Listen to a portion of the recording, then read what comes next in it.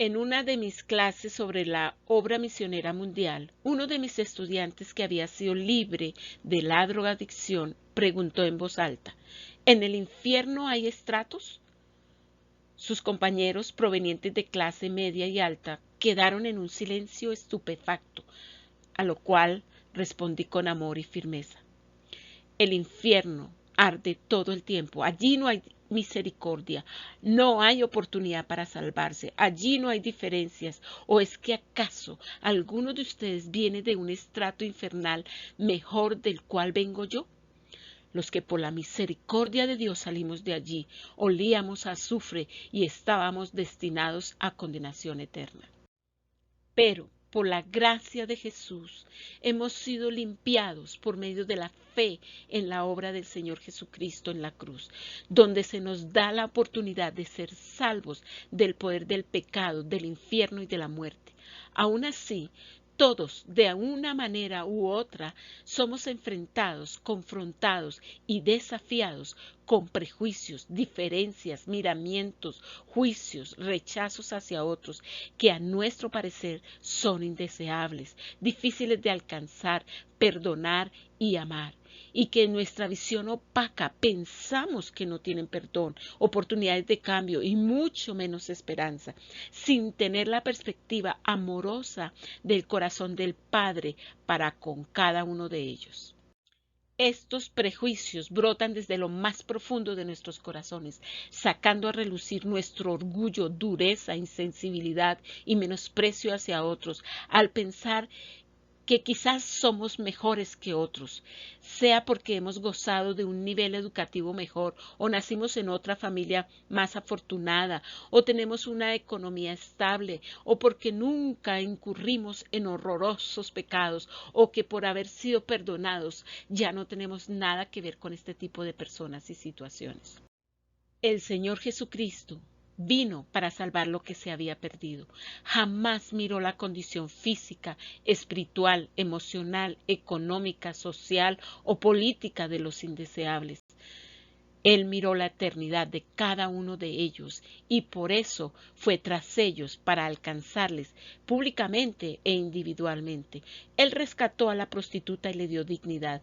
Fue tras el endemoniado gadareno y lo liberó. A un cobrador de impuestos, odiado por su pueblo, lo hizo uno de sus discípulos. Sanó la hija de un funcionario público, mostró compasión a los necesitados, a los tristes consoló, resucitó a Lázaro cuando ya es día, desafió y amó a un joven rico que no quiso seguirle, sanó al siervo de un centurión romano, sanó a leprosos, cojos, ciegos, mudos, atravesó montañas y lagos para alcanzar a los extranjeros, sin importar su estrato o condición. Su amor y su perdón es para todos. La puerta del cielo está abierta para todas las naciones, sin acepción de personas. La condición es aceptar por fe la obra preciosa en su cruz y su resurrección. En la cruz es donde somos perdonados, sanados, liberados, dignificados, nivelados, donde se acaban las diferencias, los conflictos, donde somos resucitados juntamente con Él para ser amados, para que podamos amar a otros. En Hechos de los Apóstoles, capítulo 10, vemos cómo el Espíritu Santo fue movido por las oraciones de un indeseable gentil militar armado romano, encargado de 100 guardias, un administrador de cargo ejecutivo, imposible de alcanzar, pero que fue visitado y direccionado por un ángel, trayendo el cumplimiento de las promesas de Dios. Hechos 10. Había en Cesarea un hombre llamado Cornelio, centurión de la compañía llamada La Italiana. Los centuriones eran odiados por oprimir no solo a Israel, sino a otras naciones. Versículo 2. Piadoso y temeroso de Dios con toda su casa, y que hacía muchas limosnas al pueblo y oraba a Dios siempre. Este vio claramente en una visión, como a la hora 9 del día, que un ángel de Dios entraba donde él estaba y le decía, Cornelio. Él mirándole fijamente y atemorizado dijo, ¿qué es, Señor? Y le dijo, tus oraciones y tus limosnas han subido para memoria delante de Dios. Dios ve y conoce por nombre al que le teme, da y ora. ¿Cuáles habían sido las oraciones de Cornelio que hicieron bajar el cielo a la tierra? Dios le estaba respondiendo. ¿A cuántos no nos gustaría saber que nuestras oraciones y ofrendas suben delante de Dios? Envía pues ahora hombres a Jope y haz venir a Simón, el que tiene por sobrenombre Pedro. Este posa en casa de cierto Simón Curtidor, que tiene su casa junto al mar. Él te dirá lo que es necesario que hagas. Ido el ángel que hablaba con Cornelio, éste llamó a 2 de sus criados y a un devoto soldado de los que le asistían, a los cuales envió a Jope después de haberles contado todo. Al día siguiente, mientras ellos iban por el camino y se acercaban a la ciudad, Pedro subió a la azotea para orar cerca de la hora sexta. Y tuvo gran hambre y quiso comer, pero mientras le preparaban algo, le sobrevino un éxtasis, y vio el cielo abierto, y que descendía algo semejante a un gran lienzo, que atado de las 4 puntas era bajado a la tierra, en el cual había de todos los cuadrúpedos terrestres y reptiles y aves del cielo. Y le vino una voz, levántate, Pedro, mata y come. Dios lo estaba invitando a algo nuevo, comer animales inmundos, prohibidos en el Antiguo Testamento por Dios, algo difícil para un judío. Entonces Pedro dijo, Señor, no, porque ninguna cosa común o inmunda he comido jamás. Volvió la voz a él la segunda vez, lo que Dios limpió, no lo llames tú común. Esto se hizo 3 veces y aquel lienzo volvió a ser recogido en el cielo, una diapositiva celestial grande. Y mientras Pedro estaba perplejo dentro de sí sobre lo que significaría la visión que había visto, he aquí los hombres que habían sido enviados por Cornelio, los cuales preguntando por la casa de Simón, llegaron a la puerta y llamando preguntaron si moraba allí un Simón que tenía por sobrenombre Pedro. Y mientras Pedro pensaba en la visión, le dijo el Espíritu, he aquí 3 hombres te buscan, levántate pues y desciende, y no dudes de ir con ellos, porque yo los he enviado. Entonces Pedro, descendiendo a donde estaban los hombres que fueron enviados por Cornelio, les dijo, he aquí yo soy el que buscáis. ¿Cuál es la causa por la cual habéis venido?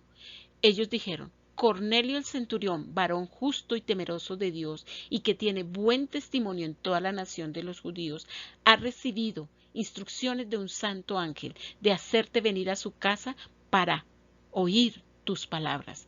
Entonces, haciéndoles entrar, los hospedó, y al día siguiente, levantándose, se fue con ellos y le acompañaron algunos de los hermanos de Jope. Al otro día entraron en Cesarea, y Cornelio los estaba esperando, habiendo convocado a sus parientes y amigos más íntimos. Cuando Pedro entró, salió Cornelio a recibirle, y postrándose a sus pies, adoró. Mas Pedro le levantó diciendo, levántate, pues yo mismo también soy hombre.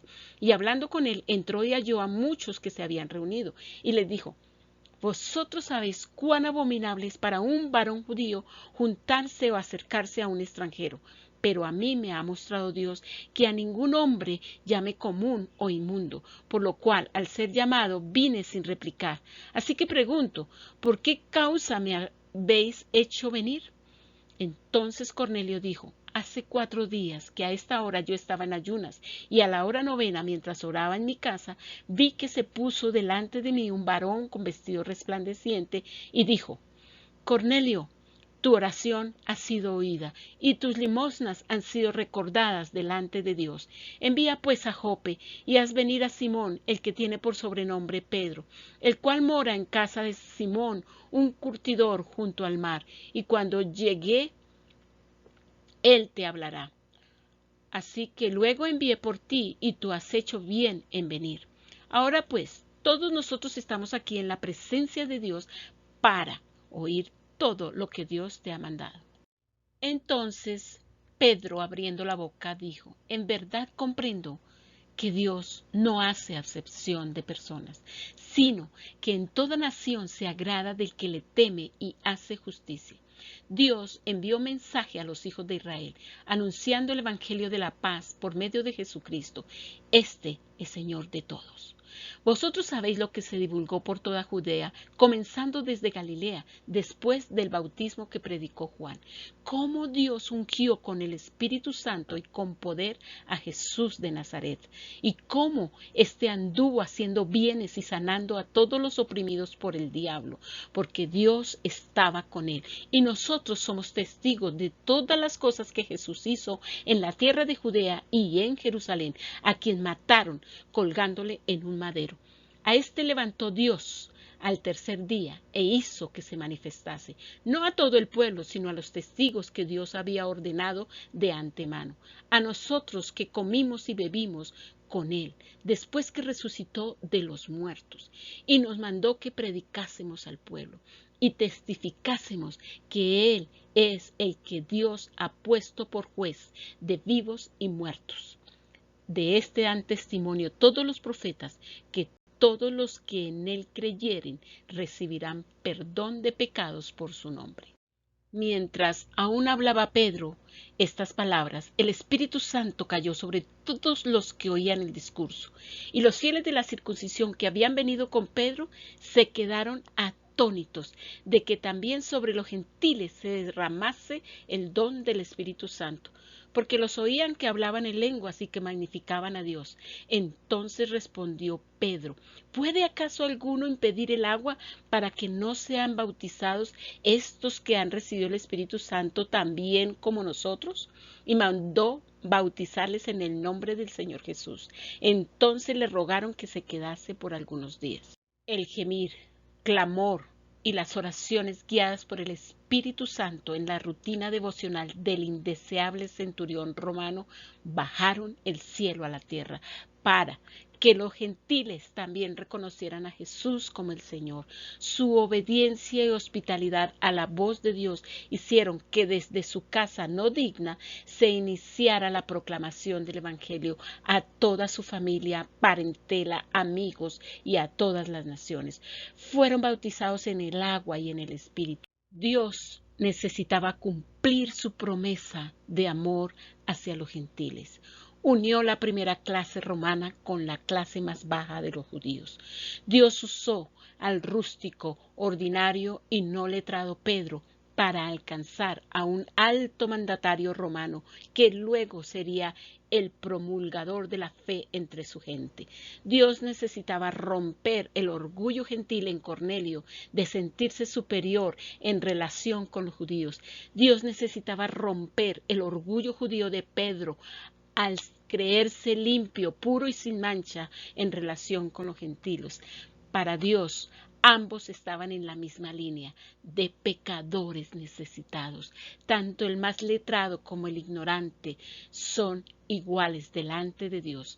Nuestro valor no se basa en lo que tenemos, sabemos o podemos, sino en el poder del Evangelio. Él es nuestro tesoro.